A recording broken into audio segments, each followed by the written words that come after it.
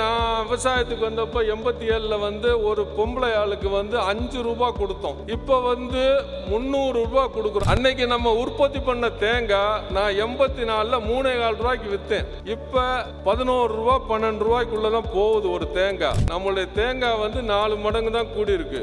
ஆனால் நம்மளுடைய செலவு 50 மடங்கு 40 மடங்கு கூடி இருக்கு. இனி செலவை நம்மளால குறைக்க முடியாது, வருமானத்தை கூட்டணும். இன்னைக்கு நமக்கு தேங்காய் விற்கணும் 90 ரூபாய் 100 ரூபாய்க்கு மேல விற்கணும் ப்ரொபோர்ஷனேட்டா.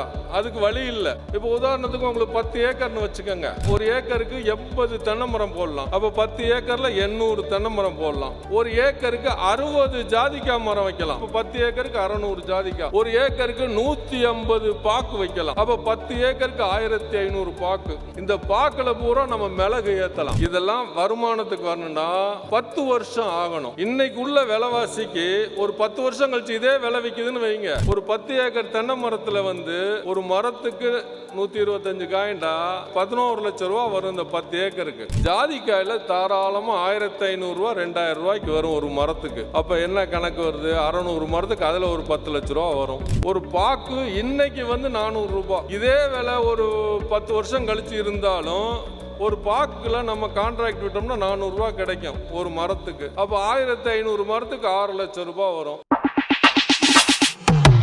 இந்த மாதிரியான வல்லுநர்களும் முன்னோடி விவசாயிகளும் தங்களுடைய வெற்றியின் ரகசியத்தை உங்களுக்கு சொல்லித்தர வர ஜூன் 22ஆம் தேதி ஈஷா காவேரி கூக்குரல் இயக்கம் நடத்துற மகத்தான வருமானம் தரும் மாற்று விவசாயம் அப்படின்ற மாபெரும் கருத்தரங்கத்திற்கு வராங்க.